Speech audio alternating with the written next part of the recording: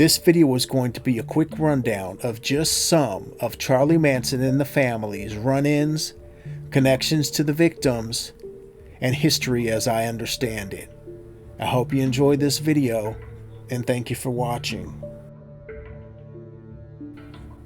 In March of 1967, Charlie Manson was released from Terminal Island Prison. Shortly thereafter, Charlie began making friends, some of which would later become referred to as the family. In the summer of 1968, two of Manson's friends, Patricia Krenwinkel and Ella Jo Bailey, met the Beach Boys drummer Dennis Wilson and introduced him to Charlie Manson. In February of 1969, the Beach Boys released an album titled 2020, featuring a song co-written by Manson called Never Learn Not to Love. It was around that time that Manson befriended a record producer by the name of Terry Melcher, whom was living at 10050 Cielo Drive, the same house that would later be rented to Roman Polanski and Sharon Tate. And although on the night of the Cielo House massacre, it's said that Manson knew that Terry Melcher no longer lived there, it's still widely believed that Melcher was the main connection between the Cielo House and Charlie Manson. Terry Melcher paid a visit to Spawn Ranch to hear Charlie and the girls jam some songs. For one reason or another, Terry wasn't interested in working with them.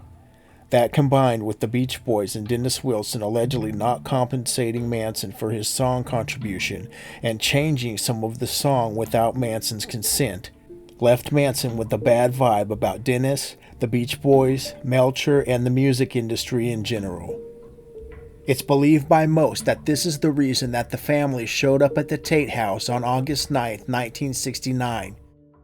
In June of 1969, Charles Tex Watson burned a man named Bernard Crowe in a weed deal. Crowe called Spawn Ranch on the phone looking for Charlie Tex Watson. Crowe asked for Charlie and ended up on the phone with Charlie Manson. Crowe threatened the family and the ranch with retaliation over the money owed by Tex. Manson then went to try and right the situation. Words were exchanged between Crowe and Manson ended up shooting Crowe. Crowe survived the shooting, but Manson thought that he had killed him. Manson also thought that Crowe was a Black Panthers associate. So out of fear of retaliation, Manson then befriended and enlisted the protection of the Straight Satan's motorcycle club. Shortly thereafter, in July of 1969, Manson's friend Bobby Beausoleil got involved with the Straight Satans by scoring them some mescaline from a man named Gary Hinman. The motorcycle club then claimed that the mescaline was bad and demanded their money back. Bobby, Mary Bruner, and Susan Atkins then went to Gary's house to retrieve the money and return it to the Straight Satans. Now I've heard that Gary refused to give up the money, and I've heard that Gary no longer had the money, but either way, over the 2-day confrontation, Gary signed over 2 of his cars to Bobby. At some point, the girls called back to the ranch for help. Manson and Bruce Davis showed up to Gary's house, and Manson sliced Gary across the face with a sword, almost severing Gary's ear. After Manson and Davis left, the girls tried to sew up Gary's ear with some dental floss. In the end, the 3 ended up killing Gary, making a paw print on the wall in Gary's blood and writing "Political Piggy" in blood on the wall as well. Shortly thereafter, Bobby was arrested in one of Hinman's cars.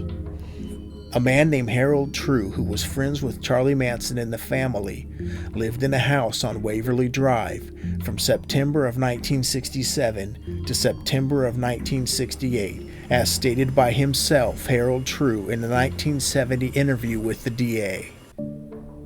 The house that Harold lived in and that Charlie and the girls had partied at multiple times turned out to be right next door to the infamous La Bianca house.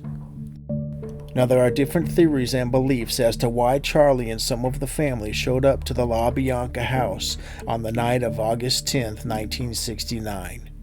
In the 2017 documentary titled Charles Manson: The Final Words, which was narrated by Rob Zombie, Bobby Beausoleil theorized in an interview that the reason that Charles Manson and some of the family showed up to the La Bianca house on that infamous night was, and I quote from Beausoleil himself speaking of Charlie Manson and the family, quote, "They were camping out there with the bus and living at Harold True's place, and the neighbors called the cops.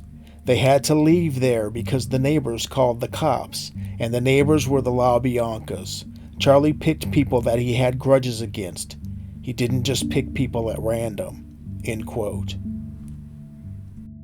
And then there's the Shorty Shea connection and murder.